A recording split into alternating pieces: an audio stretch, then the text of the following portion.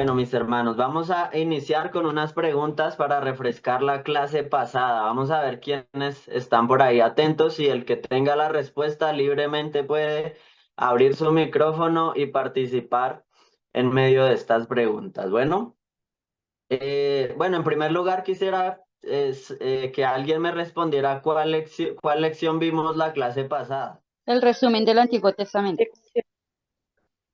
Muy bien, mi hermana Yuri. La lección pasada se llamó Resumen del Antiguo Testamento. Esa fue la lección número 2. Bueno, muy bien, ahora sí vamos a iniciar con esas preguntas. A ver, ¿quién me puede decir qué es el Tanaj? ¿Quién lo recuerda? El canon judío. Muy bien, muy bien. El Ese, Antiguo Testamento judío. el Antiguo Testamento, bueno. Digamos que es el canon judío, ¿no? Dejémoslo así porque para los judíos o digamos para ellos no existe tal cosa como Antiguo Testamento, ¿no? Ellos tienen solo ese libro sagrado, el Tanaj. Entonces ellos no tienen división tal como Antiguo y Nuevo. Entonces no podemos decir el Antiguo Testamento del judío, ¿no? Porque ellos no tienen Antiguo Testamento. El Tanaj, como bien lo dice mi hermano, es el canon judío. Para ellos el libro sagrado es el Tanaj. Ahora, ¿quién me puede decir cuáles son las divisiones de ese Tanaj? Bueno, hay 24 libros. El Nevim, que son 8. El Ketuvim, que son 11. Y el Pentateuco, que son 5. Muy bien, mi hermana Diana. Así es, cuando vamos a ver el tema del Tanaj, que es el canon judío, es lo mismo que para nosotros es el Antiguo Testamento, solo que varía las divisiones, ¿no? En el canon del Tanaj o en el canon judío solo tienen tres divisiones, son las que acaba de mencionar mi hermana. Básicamente es la Torá o la ley, los profetas y los escritos. Pero en el caso de nosotros, ¿cuántas divisiones tiene nuestro Antiguo Testamento? A ver, ¿quién lo recuerda? 27. 39. Creo que cinco, ¿Cómo? pastor. Nuestro Antiguo Testamento tiene cuatro divisiones. A diferencia del Tanaj, que son tres, nuestro Antiguo Testamento tiene cuatro. ¿Cuáles serían esas? Bueno, en primer lugar, el Pentateuco. En segundo lugar, serían los históricos. En tercer lugar, los sapienciales. Y en cuarto lugar, los proféticos, ¿no? O los profetas. ¿Listo? Y dentro de los profetas hay una subdivisión porque nosotros, digamos, separamos profetas mayores de profetas menores. Y es importante aclarar que los profetas mayores no es porque sean de más edad, no, sino son mayores porque esos libros que son Isaías, Jeremías, Ezequiel y Daniel, esos libros son más grandes en contenido, por eso se les dice mayores, porque son más grandes. En cambio, los profetas menores son libros con más poquito contenido. El que más tiene 12 capítulos, entonces son libros cortos. Incluso hay un profeta por ahí que tiene un solo capítulo, ¿no? Entonces esas son las divisiones de nuestro Antiguo Testamento. Es importante que tengamos en cuenta las diferencias del Tanaj y del Antiguo Testamento nuestro, ¿no? Muy bien, ¿qué me puede recordar qué es la Septuaginta?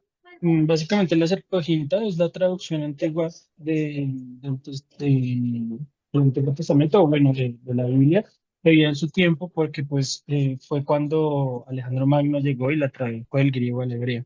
Y la nombró así por respeto a su madre, que se llamaba más o menos así, entonces pues así es. Fue que se llamó Septuaginta. La idea fue que ellos tomaron los 72 sabios y intentaron traducirla no a como ellos pensaban que debía escribirse, sino exactamente como estaba escrito palabra por palabra. Y después la cruzaron para verificar que efectivamente lo que se estaba escribiendo era correcto y no de pronto lo que quería escribir el transcriba o la persona que la estaba transcribiendo. Muy bien, mi hermano Héctor. Bueno, básicamente la Septuaginta es la traducción del Antiguo Testamento al idioma griego. Recuerde que el imperio griego fue quien tuvo potencia después del Medo-Persa, ¿no? Y antes del romano. Entonces, como habían judíos dispersos por todo el imperio griego, ellos pidieron una traducción al idioma griego, que fue el que se obligó prácticamente, ¿no? En ese proceso de helenización, todo el imperio griego pues hablaba el idioma griego. Entonces los judíos pidieron una traducción griega y esa traducción se llevó a cabo en Egipto, en la ciudad de Alejandría. Y mi hermano nos comentaba parte del proceso, ¿no? En donde se escogen 6 personas de cada tribu, que suman 72 personas, y la leyenda cuenta que cuando unen las traducciones, efectivamente habían sido traducciones que concordaban, ¿no? Porque tuvieron mucho cuidado con esa traducción. Y esa misma traducción al griego es la que se cita y la que se usa durante el Nuevo Testamento, los que usaron tanto el Señor Jesús como los discípulos. Bueno, entonces esa es la Septuaginta, es la versión traducida al idioma griego. Muy bien, mis hermanos. Falta 2 preguntitas y empezamos con la clase. A ver, ¿quién recuerda cuál era el reino del norte y la capital de ese reino? Sin buscar ahí en Google, ¿no? Puede ver Norte Samaria, la capital, sí, señor, pero el reino, ¿cuál es? Judá. No, señores, el Todo reino el del norte. sur es Jeroboam, Judá. Jeroboam.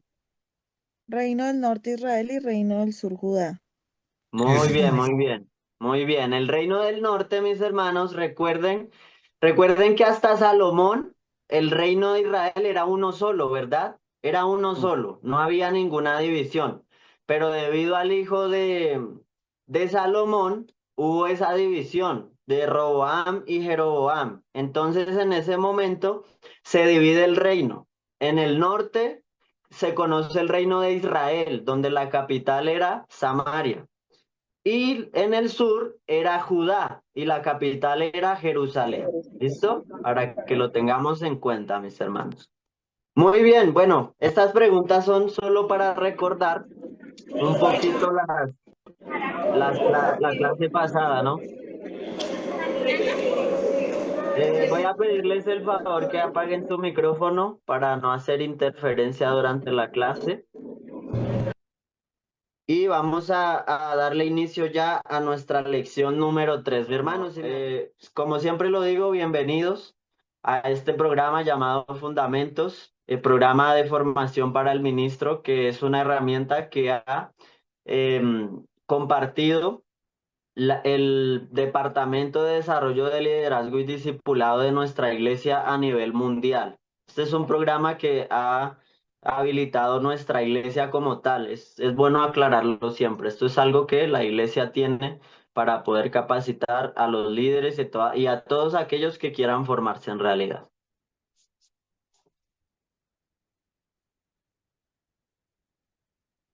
Muy bien, mis hermanos, ya hemos visto la lección 1, que se llamó la Biblia, la palabra de Dios. Hemos visto la lección 2, que fue el resumen del Antiguo Testamento. Y el día de hoy nos concierne la lección 3, que se titula Resumen del Nuevo Testamento, mis hermanos. Es la lección que vamos a ver el día de hoy. Muy bien, este es el título de nuestra lección. No lo olvide, lección número 3, Resumen del Nuevo Testamento. Así que en primer lugar, pues debiéramos responder qué es el Nuevo Testamento, y de manera clara y concisa o bien resumida, pues pudiéramos decir lo siguiente. El Nuevo Testamento es la segunda gran sección de la Biblia y contiene los escritos que relatan la vida, las enseñanzas, muerte y resurrección de Jesucristo, así como también el origen y el desarrollo de la iglesia cristiana primitiva, ¿no? No solamente nos narra los hechos del Señor Jesucristo mientras pasó por esta tierra, sino que también nos va a mostrar cómo fue esa iglesia primitiva, cómo inició, cómo se desarrolló, cómo los apóstoles lucharon contra ciertos problemas que se dieron en ese primer siglo, y a su vez eso nos va a ayudar a nosotros a tener una luz para entender qué espera Dios de su iglesia, ¿no? Nosotros que decimos ser su iglesia, y nosotros como pentecostales nos identificamos con ese primer siglo, ¿no? Nosotros decimos que venimos de ese primer siglo porque cuando interpretamos la escritura, De hecho, gran inspiración para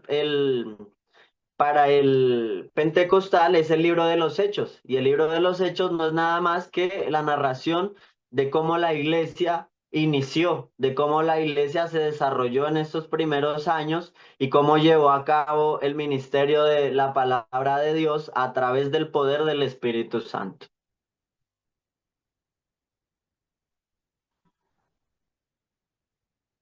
El Nuevo Testamento, mis hermanos, es el cumplimiento de las promesas del Antiguo Testamento y el fundamento de la fe cristiana centrada en la persona y la obra de nuestro Señor Jesucristo. Recuerden que en la clase pasada yo les decía que el Antiguo Testamento para nosotros es muy importante, ¿no? Lastimosamente hay personas o hay cristianos que piensan que el Antiguo Testamento ya no sirve para nada, ¿no? Y que el Antiguo Testamento pues simplemente era la ley y entonces como era la ley ya no nos corresponde a nosotros. Pero aprendíamos que en realidad el Nuevo Testamento no es más que la interpretación correcta de ese Antiguo Testamento. Entonces el Antiguo Testamento viene a ser la base, las promesas, las sombras, las figuras que anunciaban desde antes de que viniera Cristo su obra de redención y salvación, ¿no? Entonces, nosotros creemos que ese Nuevo Testamento es el cumplimiento de esas promesas y constantemente vamos a estar mirando a los hombres de Dios de ese primer siglo interpretando y dándonos a entender de una manera correcta qué significaba el Antiguo Testamento. Ellos hacen una aclaración. Recuerde que ellos teniendo al Espíritu Santo, ahora van a ver las cosas muy distintas, porque ni siquiera los profetas de Dios tenían quizá un panorama tan claro como lo llegó a tener la iglesia en el primer siglo. Y como debiéramos tenerlo nosotros, que ahora tenemos no solo al Espíritu Santo, sino 2000 años de historia de la cual podemos echar mano y poder estudiar y hacer una mejor interpretación. Así que vamos a ver en primer lugar el desarrollo del Nuevo Testamento, ¿no? Y en la primera clase hablábamos algo acerca de la canonización de los libros y hoy vamos a ver el criterio que se utilizó para la canonización de los libros del Nuevo Testamento, mis hermanos. Ustedes saben que, como ya lo hemos estudiado, la tradición primero fue oral, ¿verdad? Eh, yo les había comentado que los discípulos o los apóstoles no era como que iban detrás de Jesús tomando nota de todo lo que él decía, no. En realidad ellos vivían una relación con el Señor Jesús, andaban con él, pero llegó un momento en el que llega el Espíritu Santo a sus vidas y ahora ellos recuerdan todas esas palabras, recuerdan todas esas enseñanzas y las van a compartir con la iglesia.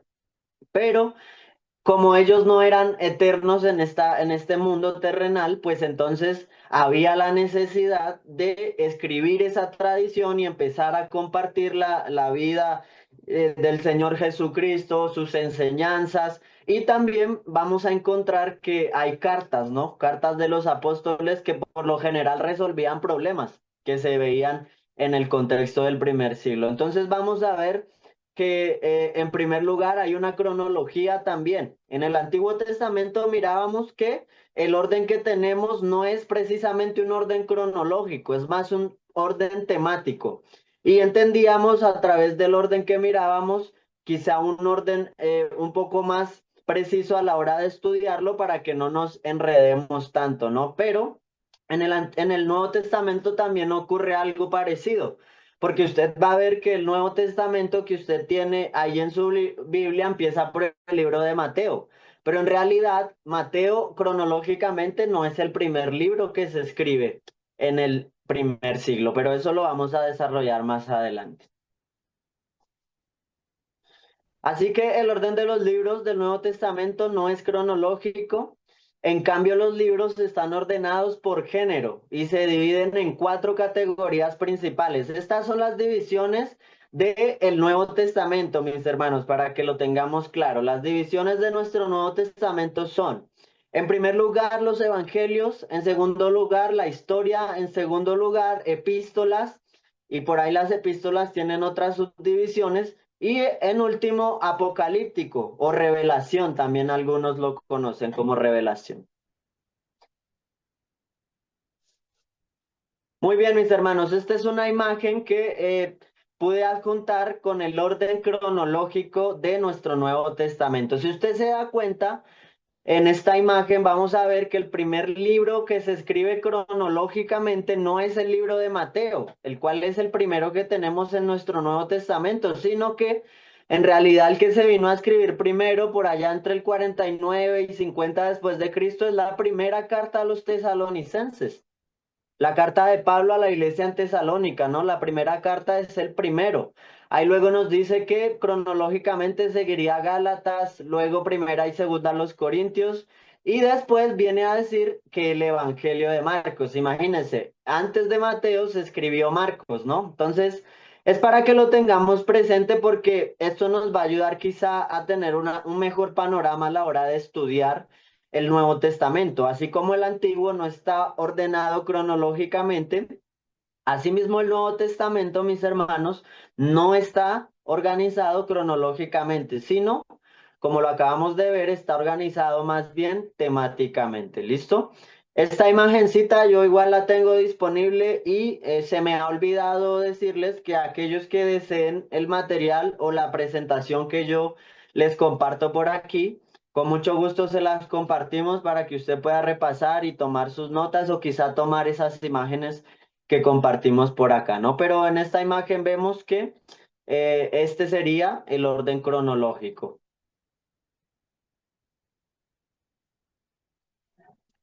Muy bien, entonces dentro de las divisiones del Nuevo Testamento, mis hermanos, sabemos que la Biblia que tenemos nosotros está organizada no cronológicamente, sino temáticamente. Y el primer tema que vamos a encontrar son los evangelios. Aquí es importante aclarar que cuando hablamos de los El pastor evangelios, Sebastián, qué pena te sí, interrumpo, señor. el pastor Juan Carlos levanta la mano, no sé si de pronto tiene alguna duda. Sí, claro. Mi pastor, buenas noches, Dios le bendiga. Bendiciones, mi hermano.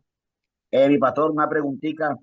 Estaba mirando algo interesante ahí en el orden cronológico y me parece un poco interesante. No sé si estaría más como que hacer una sugerencia ahí de un poquito más amplio porque a eso suena interesante y mirando aquí no encuentro durante el orden cronológico el Evangelio según San Juan. No lo veo, no. Ok, ok, mi hermano. Sí, Entonces, sí, sí, tiene toda la razón, mi hermano. Bueno, es que, pues, por cuestiones de tiempo, quizá podemos hacer un poquito de zoom Sin embargo, sí está acá. Dice que de 80 a 90 después de Cristo, primera y segunda de Pedro, primera, segunda y tercera de Juan y Judas. Cartas que animan a perseverar en la fe y evitar falsas doctrinas. Dice que pues publicación en diversos lugares. La número 11. No sé si Sí, no sí, sí. alcanzan a ver, Pero no está más o levantado. menos. Esas son las cartas, mi hermano. Ah, ok. Según San Juan, a ver, Marcos, Mateo, Lucas, Hechos. Ok, sí. Esas son las cartas, pero como le estaba comentando al hermano, si quiere ahorita, tan pronto terminemos, le hacemos zoom a la imagen y hacemos digamos, profundizamos un poquito, porque claramente solo esta imagen nos puede dar para un montón de lecciones, ¿no? Un montón de Sí. clases, pero por ahora establecemos, digamos, el principio y para que lo tengamos en cuenta de que no está organizada cronológicamente en la Biblia que nosotros por lo general manejamos. Pero mi hermanazo, gracias por tu aporte y gracias, ahorita tan doctor. pronto finalizamos, ahí hacemos un zoom en esa parte. Bueno, muy bien, entonces mis hermanos, la primera división que encontramos, como se los acababa de comentar, pues en nuestras Biblias aparece los evangelios. Y ahí es importante entender, mis hermanos, que cuando hablamos de los evangelios, no significa que hayan varios evangelios, ¿no? El evangelio es uno solo, pero se habla de los evangelios porque son 4 libros que narran su perspectiva de ese mensaje del evangelio, que es uno solo. Entonces eso hay que tenerlo claro porque a veces el hecho de leer los evangelios nos puede llevar a pensar que quizás son varios evangelios, pero nosotros entendemos que el evangelio es uno solo. Solamente lo decimos de manera plural porque son 4 libros que comprenden las enseñanzas del Evangelio o la enseñanza de Jesús, y a esta se le ha denominado los Evangelios. Entonces es para que lo tengamos en cuenta. Y bueno, los eruditos describen los Evangelios como pertenecientes al género de la biografía antigua, mis hermanos. Entonces, esto también es muy importante entenderlo porque si usted hoy día mira una biografía de nuestro tiempo, es muy distinta a la que estos autores manejan. ¿Por qué? Porque en realidad, mis hermanos, usted se va a dar cuenta que la biografía que ellos utilizan es una biografía más teológica. La que nosotros, digamos, si nosotros tuviéramos que hacer una biografía al día de hoy, nosotros vamos no podemos omitir la fecha de nacimiento, no podemos omitir, digamos, el lugar de nacimiento, acontecimientos importantes durante el crecimiento y la vida de una persona, pero en realidad es muy distinto el estilo que se usaba en el primer siglo. Y las personas que escriben los evangelios claramente no tienen como prioridad dar información, digamos, personal o descripciones físicas de Jesús, sino más bien información teológica que le pueda servir a las personas a la hora de entender el mensaje de una mejor manera, mis hermanos. Eso también es muy importante entenderlo.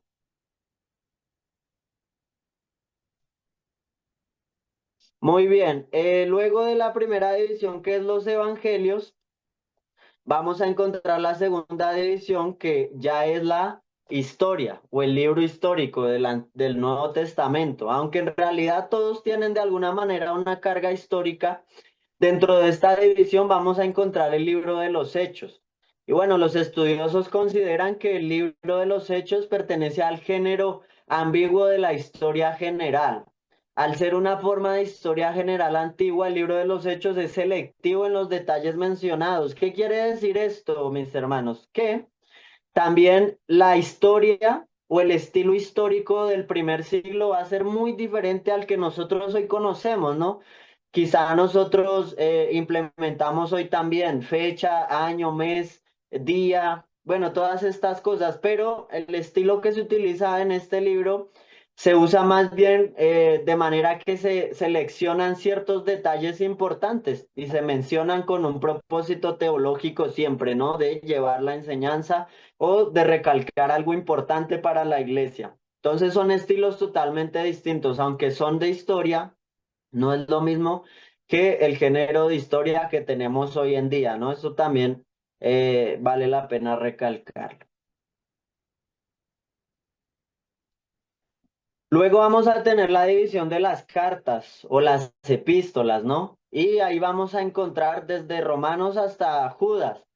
Y vamos a tener ahí también unas divisiones, porque hay cartas que escribió Pablo, hay cartas que escribió Pedro, hay cartas que escribió Juan, hay cartas que se conocen como pastorales o generales, pero en general estas cartas compartían algunas similitudes con las cartas romanas de la época, pero también tenían algunos distintivos únicos, y es lo que vamos a ver a continuación.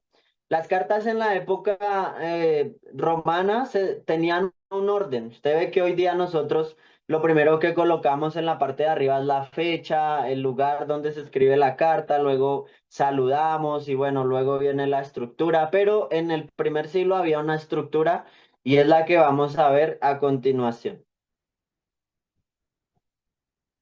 En primer lugar, bueno, usted va a encontrar que en las cartas del Nuevo Testamento inician siempre con un saludo, ¿no? O por lo general, siempre hay un saludo. Y las cartas a menudo comenzaban con un saludo inicial usando la palabra saludos.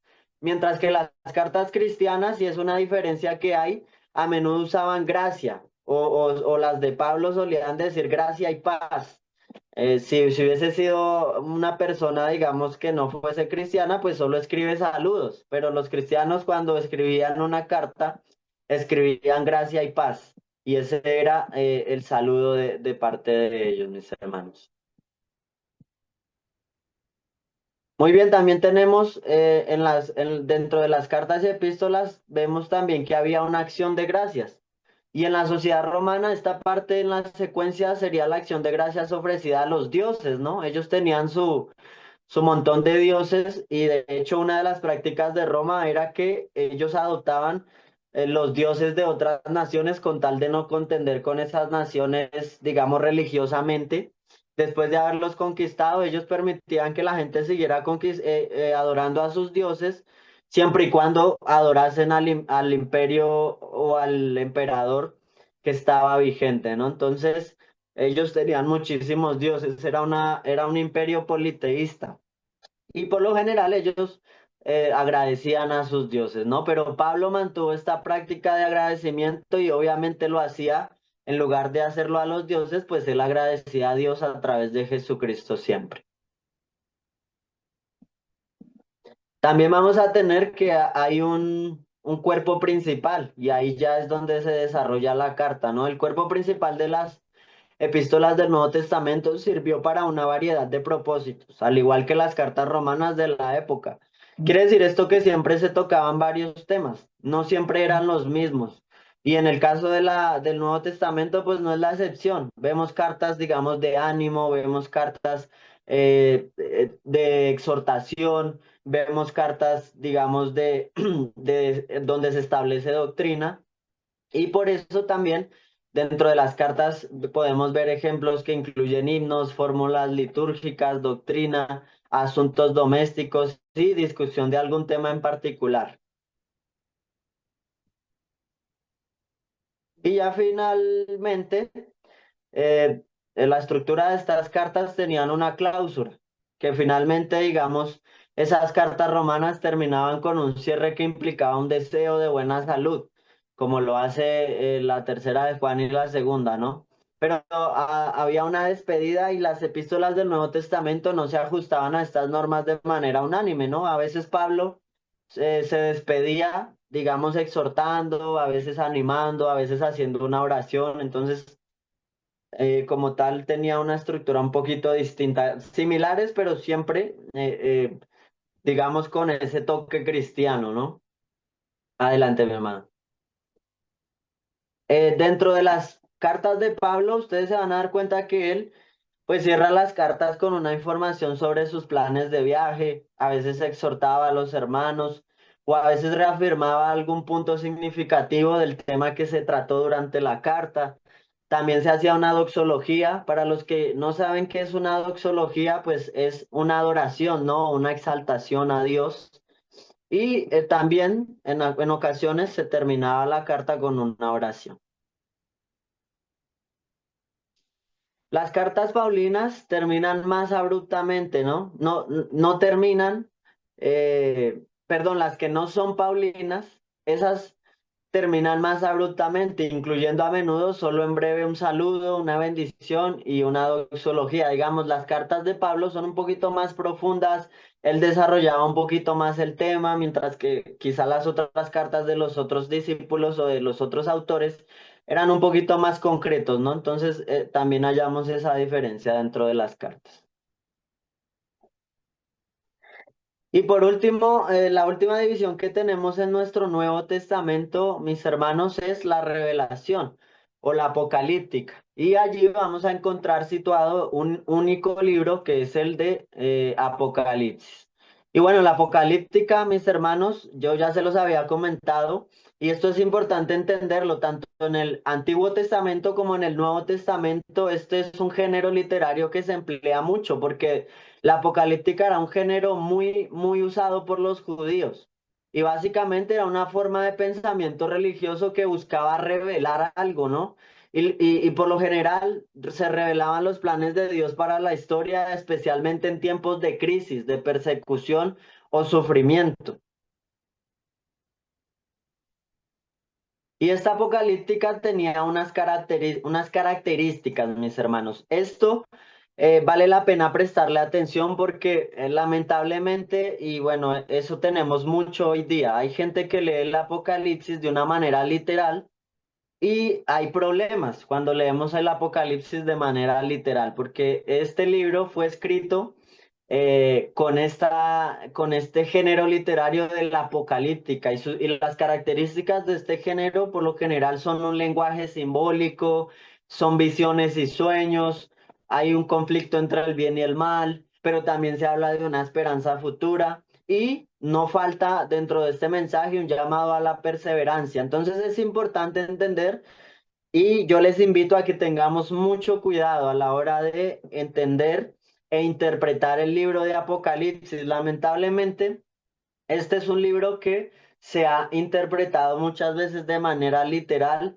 y se ha llegado a muchos extremos. Y bueno, se han creado sensaciones en verdad muy peligrosas para la iglesia en cuanto a todo este tipo de interpretaciones cuando no se tienen estas bases. Y como es escrito por personajes judíos, nosotros debiéramos, insisto en esto, tomarnos el tiempo de estudiar cómo ellos lo entendieron. Si nosotros entendemos algo distinto a lo que ellos entendieron, entonces no estamos haciendo bien la tarea, mis hermanos, porque es muy peligroso decir yo creo, yo pienso, a mí me parece cuando quizá esa conclusión no tenga nada que ver con lo que realmente se quiso decir en el momento que se escribieron esas cartas y en este caso específico en el momento que se escribió el Apocalipsis.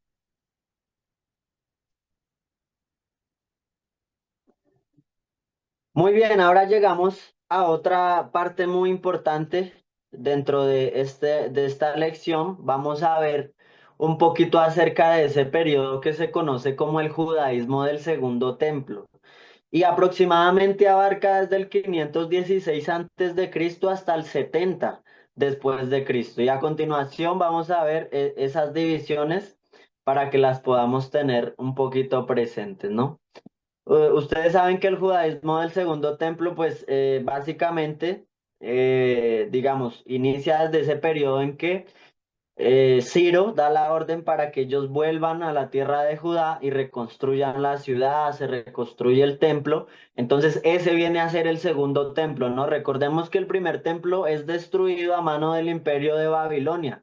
Tanto el templo como la ciudad es arrasado totalmente. De hecho, de ese primer templo no tenemos absolutamente ninguna muestra histórica o arqueológica, más que el testimonio bíblico porque el imperio babilónico lo arrasó completamente. No quedó absolutamente nada de ese templo, ¿no? Pero cuando se acaba ese exilio babilónico y luego llega el imperio persa o el imperio medo-persa, Ciro va a dar la orden para que ellos vuelvan a su tierra y reconstruyan. Entonces, desde ese momento empieza este periodo que se conoce como el judaísmo del Segundo Templo. Y viene a terminar hasta el Imperio Romano, ¿no? Que es cuando nuevamente se destruye el templo y la ciudad, aproximadamente en el año 70 después de Cristo. Y este fue una guerra que duró unos 7 años. E incluso hubo un momento en que los judíos pensaron que habían ganado la guerra y bueno, eso nos habla mucho del contexto de Mateo cuando dice que se va a decir que paz, paz, pero cuando se diga paz es cuando la destrucción es inminente. Entonces, en realidad, ese periodo comprende desde el periodo persa, que se dio más o menos entre el 539 y 332 antes de Cristo. A ese le sigue el periodo griego o helenista. Recuerde que se le llama helenista en honor a la madre de Alejandro Magno y se le llamó a la cultura griega la cultura helena, ¿no? O la cultura helenística. Y este comprende desde el 330 hasta el 166 aproximadamente, y ya luego de este vienen los macabeos o el periodo de los asmoneos.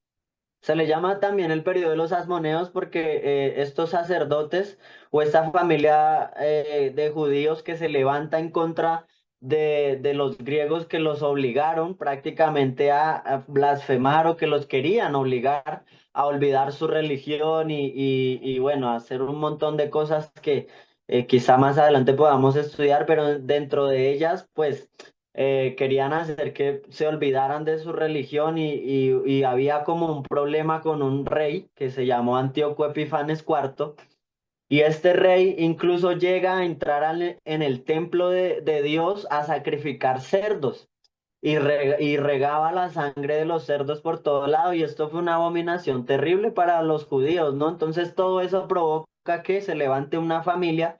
Y si usted quiere conocer un poquito de este contexto de lo que le estoy contando, puede leer los libros apócrifos que se conocen como Primera y Segunda de Macabeos. Ahí nos narra un poquito esa historia. Y bueno, comprende desde el 166 hasta el 163 antes de Cristo. Y por último, el periodo romano, que va desde el 63 antes de Cristo hasta el 70 después de Cristo. En primer lugar, vamos a mirar unos acontecimientos importantes que ocurren en cada periodo, ¿no? Por lo menos en el periodo persa, vamos a ver que inicia con la victoria persa, y es lo que les acababa de comentar, cuando los persas o los medopersas derrotan al imperio de Babilonia, y ya luego ellos son los que vienen a tener control y dominio sobre el mundo conocido. Luego de eso vamos a ver el regreso del exilio, y es ahí cuando un remanente de exiliados judíos regresa a Judá, más o menos en el 538 por el decreto de Ciro. Y los persas no permiten que se restaure la monarquía davídica, pero igual sí permitieron que hubiese la reconstrucción del templo en Jerusalén, la restauración del sistema de sacrificios de Judá, ¿no? Luego vamos a ver la diáspora judía. Y en esta diáspora judía, muchos de los exiliados permanecieron en Persia, en lugar de regresar ellos a su tierra para ayudar a construir el muro, el templo, restablecer la ciudad. Hubo mucha gente que se quedó cómoda en el imperio, ¿no? Y este grupo se conoce como la diáspora judía. Y esto tiene mucha relevancia en el Nuevo Testamento porque durante la vida y el ministerio de Jesús, esos primeros años de la iglesia vivían judíos por toda la tierra conocida prácticamente, ¿no?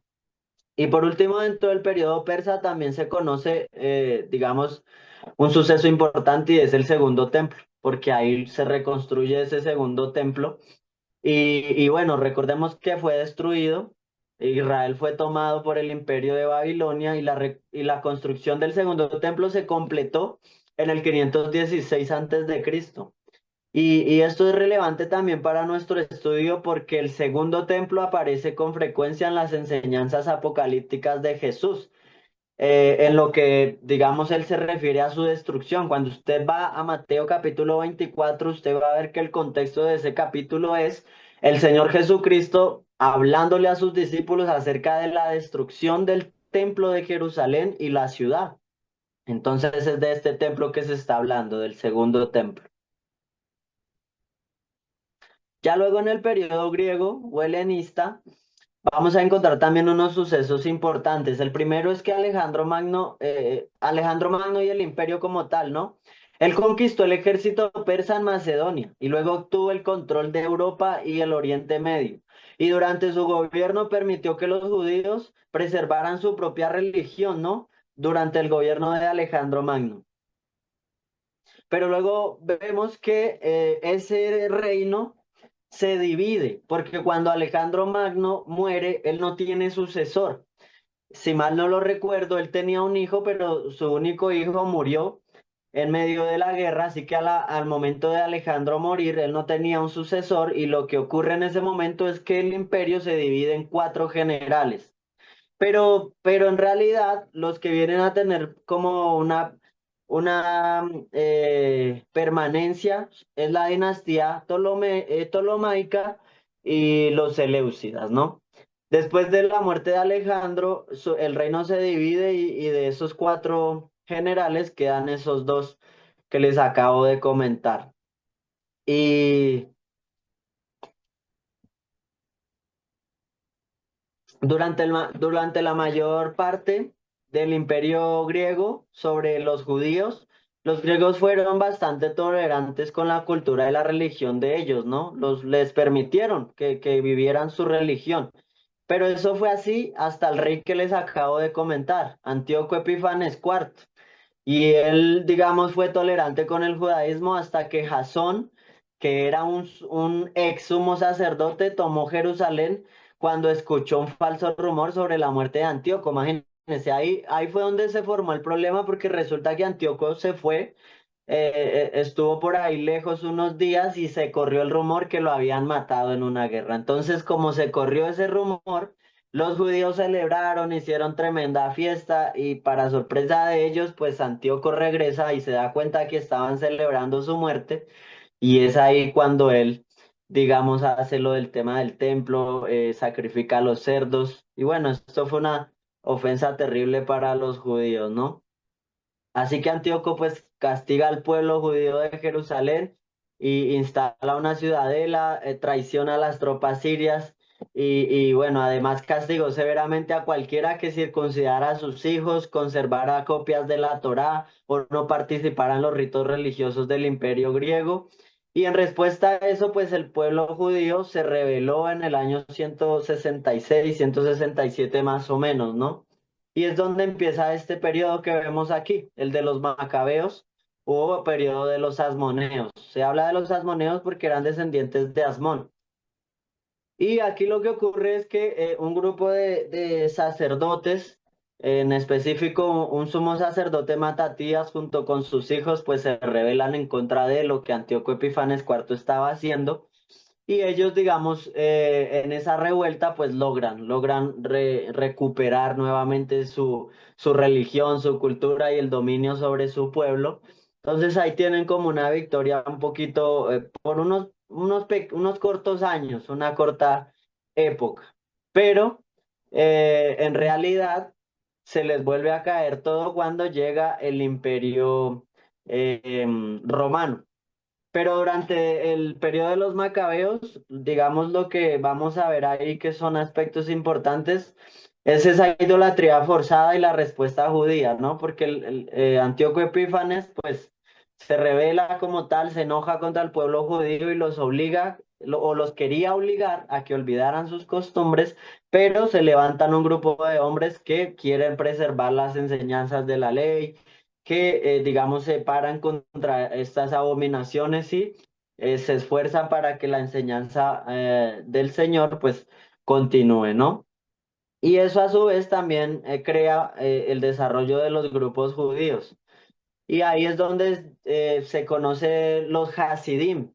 Y de ahí es de donde vienen en realidad los esenios y los fariseos. Imagínense, mis hermanos, cuando usted va al Nuevo Testamento, usted va a encontrar recurrentemente a los fariseos. Y nosotros cada vez que hablamos de los fariseos, hablamos de personas evidentemente que nos causan, digamos, algo negativo en nuestro cerebro y ciertamente lo eran, porque eran religiosos que no recibieron al Señor, que lo atacaron, incluso hicieron todo lo posible para asesinarlo. Pero cuando ellos surgen en realidad, surgen con una buena motivación. Y los fariseos y los esenios surgen dentro de toda esta revuelta de los macabeos o los asmoneos para contrarrestar ese golpe de los griegos y que la cultura judía se pudiera, digamos, levantar y permanecer en medio de todos esos ataques. Así que los fariseos, mis hermanos, inician de una muy buena manera. Ellos querían preservar la ley, ellos querían seguir enseñando la escritura. Pero con el paso del tiempo y cuando ya llega el Señor Jesucristo, vemos que ya se pervirtió todo este movimiento porque ellos incluso le llegaron a quitar el puesto al sumo sacerdote. Cuando ustedes estudian el Antiguo Testamento, se dan cuenta que cuando alguien quería conocer algo acerca de la ley o querían, digamos, tenían alguna duda con la palabra de Dios, el que estaba encargado de aclarar esas dudas era el sumo sacerdote, él era el maestro también junto con los levitas que ministraban en el templo, ¿no? Pero principalmente el sumo sacerdote. Pero cuando llega el Señor Jesucristo, vamos a encontrar que el sumo sacerdote ni siquiera tiene un papel importante porque usted va a encontrar que ni siquiera hay un solo sumo sacerdote, sino que hay dos sumos sacerdotes, ¿no?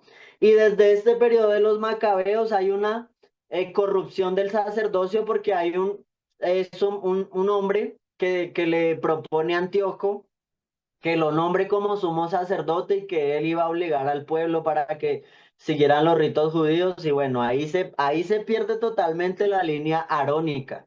Y desde Antíoco Epífanes IV, pues entonces el sumo sacerdote se corrompe la línea, al punto que cuando llega el Señor Jesús a la tierra, usted va a encontrar que habían dos sumos sacerdotes, Anás y Caifás.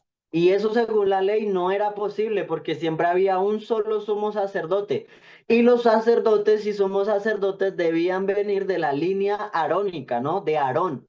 Pero cuando el Señor Jesús llega, claramente ellos no son de la línea de Aarón. De hecho, se habla mucho que vienen de la línea de otra línea muy distinta a la arónica, debido a lo que ocurrió allá con Antíoco Epifanes IV y cómo él le ofrecía puestos a personas para que fuesen sumos sacerdotes, ¿no? Entonces, dentro de toda esta corrupción se levantan los esenios y los fariseos para contrarrestar toda esa corrupción y preservar las enseñanzas de la Escritura, pero con el paso del tiempo se corrompen porque se enorgullecen.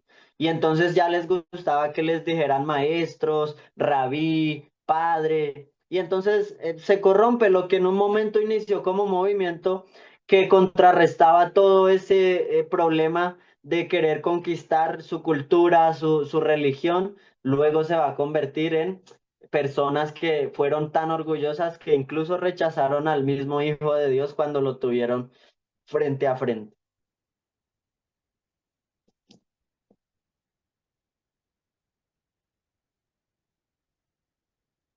Y bueno, por último, el último periodo de ese periodo del segundo templo o el judaísmo del segundo templo ya comprende en el Imperio Romano. Cuando el Señor Jesucristo llega a la tierra, pues es este imperio el que está vigente, el Imperio Romano. Y aquí vamos a encontrar también unos datos interesantes. En primer lugar, es la expansión romana. En el año 63 antes de Cristo, pues Roma le quita, digamos, una vez más el liderazgo a los judíos, los esclavizan una vez más a pesar de que ellos acababan de liberarse de los griegos, pues ahora llega Roma y también les ocurre nuevamente lo mismo, ¿no? Y eso es a manos del general romano Pompeyo. Él conquista Jerusalén nuevamente y desde ese momento las provincias de Palestina caen bajo el dominio romano.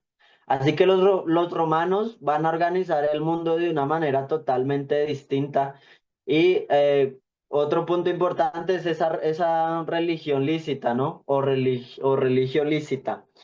Y los romanos reconocen, digamos, al judaísmo hasta cierto punto, pero como les decía, los romanos aceptaban religiones y dioses siempre y cuando se sometieran al imperio, siempre y cuando aceptaran que César era Dios y bueno, otras cuantas condiciones por ahí, ¿no? Incluso los romanos tenían la tendencia de adoptar los mismos dioses de otras culturas, pero les cambiaban el nombre. Entonces, eso ellos no tenían mucho problema en cuanto a la religión. Después de que conquistaban un pueblo, les permitían seguir adorando o adoptar sus creencias sin problema, siempre y cuando se sometieran al imperio como tal, ¿no? Y por último, el último suceso importante durante este periodo romano, pues es el sitio de Jerusalén y la destrucción del segundo templo. Em, en realidad, mis hermanos, este suceso es bastante relevante porque este suceso incluso lo profetiza el Señor Jesucristo en Mateo 20, desde Mateo 23 hasta Mateo 27. Usted se va a dar cuenta que él habla acerca de la destrucción de la ciudad y de la destrucción del templo. Incluso a mí me conmueve mucho y me llena de temor al mismo tiempo porque usted va a ver que cuando Jesús entra a Jerusalén, él no entra feliz y contento a pesar de que lo reciben con ramos y le dicen Hosana al rey que viene a salvarnos y todas estas cosas, bendito el que viene en el nombre del Señor, sino que los evangelios narran que cuando él entra a la ciudad, llora y llora porque llega a la ciudad que se supone era la capital de todo el pueblo de Dios, pero que todo el tiempo apedrearon a sus profetas, rechazaron la palabra de Dios, fueron rebeldes, se fueron tras otros dioses, y cuando Jesús entra a esa ciudad, en lugar de darle alegría, dice que llora. Incluso tiene que ir al templo, sacar a las personas de allí porque están comerciando en el templo, se están enriqueciendo de manera ilícita. Bueno, un montón de cosas estaban sucediendo en la ciudad y por eso cuando él sale de esa ciudad dice que la gloria de esa casa ha salido y que no iba a volver. Y ahí empieza a profetizar la destrucción tanto de la ciudad como el templo. En una de esas eh, em, intervenciones del Señor Jesús, no sé si usted lo recuerda, el Señor Jesús les va a decir: Jerusalén, Jerusalén, ¿cuántas veces quise reunirlos como la gallina reúne a sus polluelos debajo de sus alas y ustedes no quisieron? Y esa intervención del Señor Jesús termina diciendo: ahora llegó el momento en que va a ser destruida tu ciudad y tu templo porque no conociste el día de tu visitación. Entonces, este suceso es muy importante porque en realidad Jesucristo en Mateo 24 va a hablar de esa destrucción de ese templo y él mismo le va a decir a sus discípulos: no va a quedar piedra sobre piedra. Y efectivamente en el año 70, pues el Imperio Romano destruye totalmente el templo y la ciudad. El muro que nosotros conocemos en nuestra época como el Muro de los Lamentos, algunos dicen que es un muro del templo, pero en realidad no lo es. El mismo Señor Jesucristo dijo que no iba a quedar piedra sobre piedra y así tal cual como se destruyó el primer templo, así ocurrió con el segundo. Se habla de que el Muro de los Lamentos que tenemos hoy en día en realidad un pedazo de la muralla de la ciudad, ¿no? Pero del templo no, el templo fue totalmente destruido. Entonces este es uno de los sucesos importantes que ocurre dentro de este periodo, mis hermanos. Muy bien, ya para ir aterrizando, vamos a ver un poquito la política, la religión y los aspectos socioeconómicos de ese contexto del Nuevo Testamento. Todo esto, todo este panorama nos va a ayudar muchísimo porque cuando nosotros leemos, vamos a leer algunos títulos, vamos a leer algunas palabras que, bueno, son específicamente de su contexto y nos va a ayudar mucho conocer quizá un poquito acerca de todos estos aspectos. En primer lugar, mis hermanos, el panorama político, vamos a ver que en realidad Roma hace una distribución del poder político. Aunque Roma operaba como una república, pues cuando el imperio se expande tanto, era imposible que el Senado romano pudiera ejercer un control absoluto sobre, digamos, todo el imperio que ellos conquistaron. Así que el imperio romano se divide en provincias con ramas locales de gobiernos que pagaban impuestos al poder que se centralizaba en Roma. Cuando Augusto se hizo cargo del imperio como el primer emperador, él realiza unos cambios significativos en la extensión de su poderío y cambia, digamos, su liderazgo y supervisa las promociones dentro de sus filas. Él, digamos, divide y da roles para poder organizar toda la administración del imperio, ¿no? Y dentro de todos estos cargos vamos a encontrar los que se mencionan aquí, ¿no? El de emperador. El emperador gobernaba como un jefe de estado y de gobierno y en realidad pues se puede decir que era el cargo más alto, pero también tenían senado. El senado era responsable de aprobar formalmente al próximo emperador, también de divinizar a un emperador pasado y de asumir una posición neutral con respecto a un emperador pasado, ¿no? El senado era un grupo de personas y ellos básicamente eran como lo que hoy nosotros tenemos en nuestro país, que es el consejo o el Congreso más bien. También vamos a ver, mis hermanos, que dentro de esos títulos, regresa un poquito, por favor, mi hermano, va a haber un rey o lo que se conocía como el rey cliente. Y un rey cliente era el monarca de un estado que gobernaba por una relación de amistad y no por decreto. O sea, él no era porque era un mérito de alguien que se había esforzado mucho para llegar a ser rey, sino el emperador lo ponía ahí porque de alguna manera eran amigos o tenían alguna cercanía, qué sé yo. Y él estaba siempre sujeto a los líderes de Roma, pero también tenían prefectos. Y los prefectos eran gobernadores designados por el emperador para gobernar las provincias y estaban directamente sujetos al emperador. Entonces, dentro de ellos, pues está Poncio Pilato. Poncio Pilato, quien fue el que se lava las manos en esa escena cuando piden que se crucifique al Señor Jesús, él en realidad era un prefecto.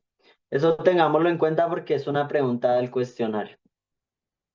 Y por último tenían procuradores. Ya los procuradores eran funcionarios en la antigua Roma que supervisaban los asuntos financieros de una provincia.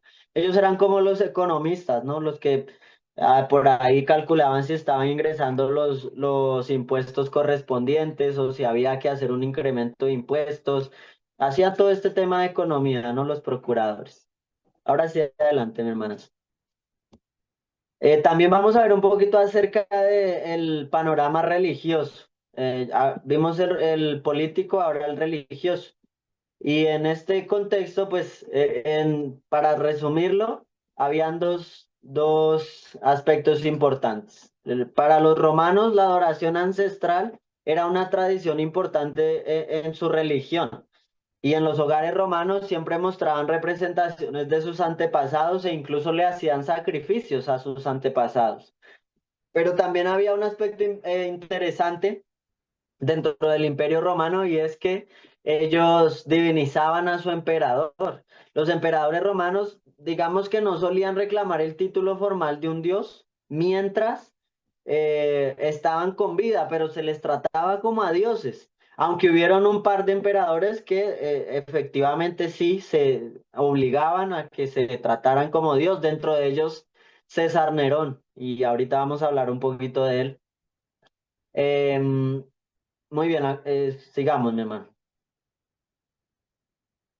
Estos grupos se desarrollan en ese periodo del judaísmo del Segundo Templo y los vamos a ver y los vamos a leer y a escuchar durante el estudio del Nuevo Testamento. Aquellos que son lectores de la Escritura, sin duda habrán leído estos títulos, ¿no? Estaban los saduceos, que básicamente ellos no creían en la resurrección, no creían en los ángeles, en los espíritus, y la única escritura que ellos aceptaban era el Pentateuco. Por eso en una ocasión los saduceos le hablan al Señor Jesús sobre la resurrección y no sé si usted recuerda que el argumento del Señor Jesús es que por qué se le llamaban el Pentateuco a los, digamos, de que Dios era el Dios de Abraham, de Isaac y de Jacob, si Dios no era un Dios que Dios no era un Dios de muertos, sino de vivos. Y entonces el Señor Jesús acude al Pentateuco porque claramente estos no aceptaban más la escritura y su argumento pues viene a salir del Pentateuco, que era la escritura que ellos aceptaban, ¿no? Pero también tenemos lo que se conoce como el Sanedrín, y el Sanedrín era el cuerpo gobernante judío que también controlaba el sistema del templo. Las personas que pertenecían al Sanedrín, mis hermanos, por lo general eran fariseos, saduceos, maestros reconocidos, personas de renombre, y ellos, digamos, de alguna manera, era como ese cuerpo que gobernaba al pueblo judío dentro del Imperio Romano. También tenemos a los fariseos, y estos eran maestros prominentes de las escrituras hebreas. Ellos sí aceptaban la totalidad de lo que los cristianos ahora llamamos el Antiguo Testamento. Y ellos incitaban a los laicos a practicar los ritos de pureza requeridos por los sacerdotes del templo. Y en realidad esta es una de las razones por las cuales los fariseos permanecieron, digamos, durante el paso del tiempo, porque después de la destrucción del segundo templo, incluso su práctica religiosa no dependía tanto del templo. Ellos se centraron muchísimo en el tema de la tradición y eso mutó a lo que hoy día conocemos como el judaísmo talmúdico, el Talmud, que ya el Talmud lo que es un libro sagrado para ellos, pero es un libro más como de interpretación, en donde ellos interpretan la ley. Ese es el Talmud.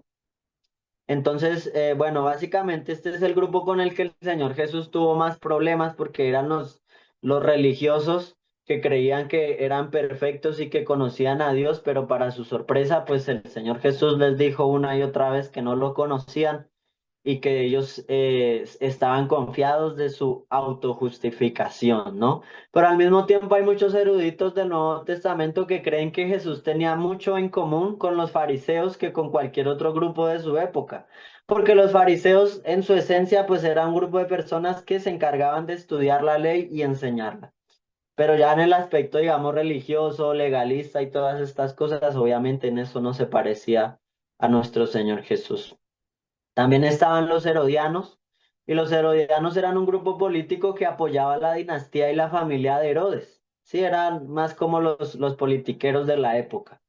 Estaban los celotes. Los celotes promovían la rebelión armada contra los romanos. Eran los que por lo general se levantaban en contra del imperio y bueno, hacían grupos de personas para intentar rebelarse, pero pues bueno, el imperio romano era muy fuerte y eso no tenía, digamos,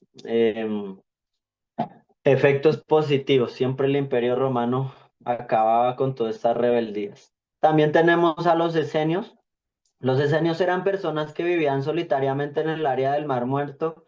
Ellos esperaban la venida de dos mesías, uno político y otro religioso, uno que establecería el fin del pecado y la maldad mediante la restauración del reino de Israel. Entonces, habían muchos grupos en esta época y usted los va a escuchar y los va a leer en el Nuevo Testamento. También estaban los samaritanos, y estos eran los que vivían en Samaria, la que estaba ubicada entre Judea y Galilea. Ellos tenían su propio templo en el monte Gerizim. Por eso allá en Juan capítulo 4 usted va a ver que la mujer samaritana le dice a Jesús, nuestros padres adoraron en este monte y ustedes dicen que es en Jerusalén. Pero claramente y es uno de los pasajes más hermosos para nosotros como cristianos que el Señor Jesús le dice, mujer, créeme que el tiempo está cerca donde no es el lugar, sino que los verdaderos adoradores adoran en espíritu y en verdad. Va a llegar un momento en donde no es el lugar físico, donde no es las cuatro paredes de un templo, sino donde ustedes como seres humanos son y van a ser el templo de Dios, y donde quiera que se encuentren los hijos de Dios, ese es el templo que son las piedras vivas del templo espiritual que Cristo ha levantado, ¿no? Entonces, estos eran los samaritanos. También, muy bien. Bueno, ese es el último. Aquí ya vamos a entrar al panorama socioeconómico. En primer lugar, la ciudad. Bueno, el Imperio Romano era mayormente urbano. Tenía la ciudad principal que era Roma, entre todas las ciudades que había, ¿no? Y eran muchas ciudades, pero eran colonias en realidad extendidas de la ciudad de Roma. La ciudad principal del imperio era Roma.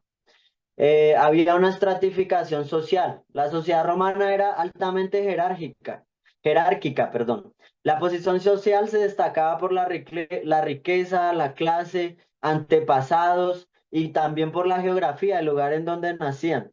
Y la mayoría de la gente del imperio era considerada pobre y desposeída, siendo la élite los ricos quienes ocupaban el poder.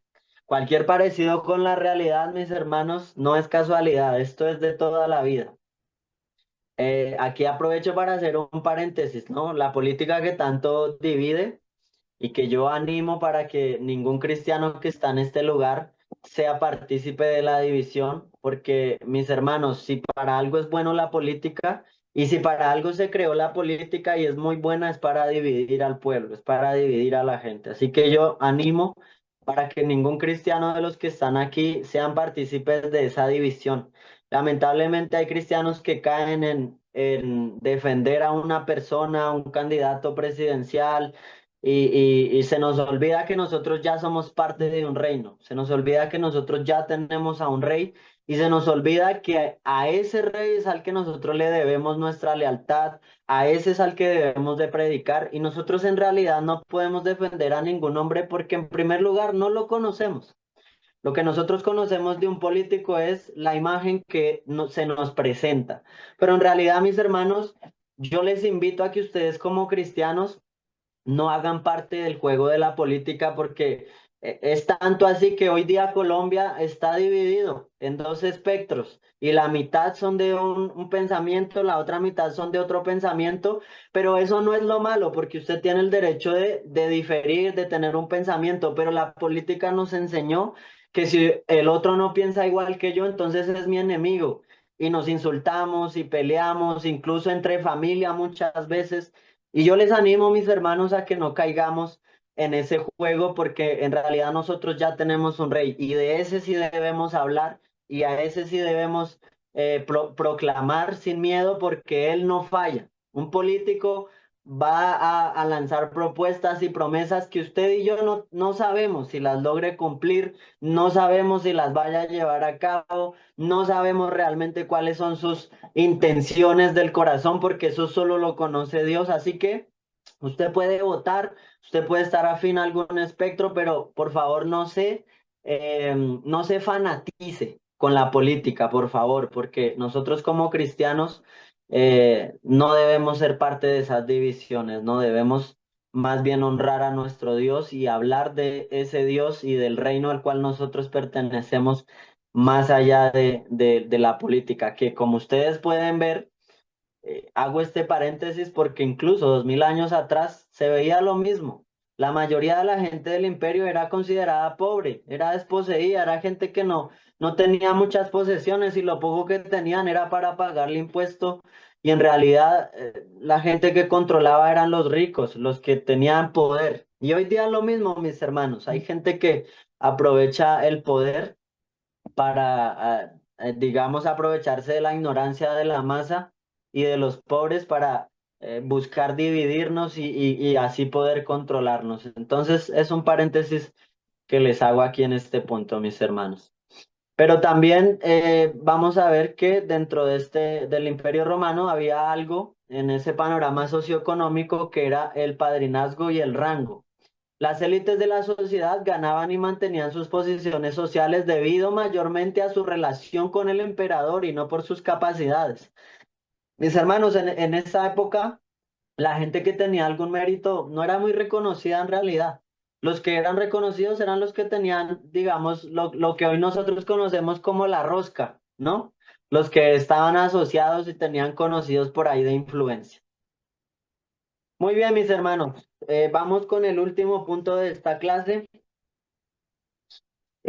Aunque aquí, digamos, no me voy a centrar mucho porque pues hay algunas dudas que vamos a aclarar, pero básicamente este punto es, digamos, el tema de cada libro. Así que vamos a pasar súper rápido por este punto. Muy bien, el Evangelio de Mateo. ¿El tema cuál es? Jesús es el Mesías prometido y el rey del reino de Dios. Evangelio según Marcos. Jesús es el siervo poderoso que vino a servir y dar su vida. Evangelio según Lucas. Jesús es el Salvador de toda la humanidad, especialmente de los marginados. Evangelio según Juan. Jesús es el Hijo de Dios y la fuente de la vida eterna. Libro de los Hechos de los Apóstoles. El crecimiento de la iglesia mediante el poder del Espíritu Santo.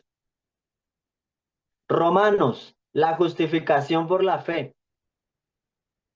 Primera carta a los Corintios, la santidad y la unidad de la iglesia. Segunda carta a los Corintios, el ministerio cristiano fortalecido en medio de la debilidad. La carta a los Gálatas habla de la libertad en Cristo y la salvación por gracia. Efesios nos habla de la iglesia como el cuerpo de Cristo, ¿no? Y esta carta es bastante hermosa porque ahí nos habla mucho de qué es la iglesia.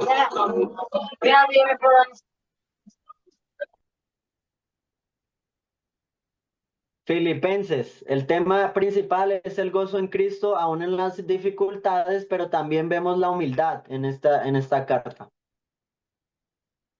Colosenses, ahí vamos a ver la supremacía y la suficiencia de nuestro Señor Jesucristo.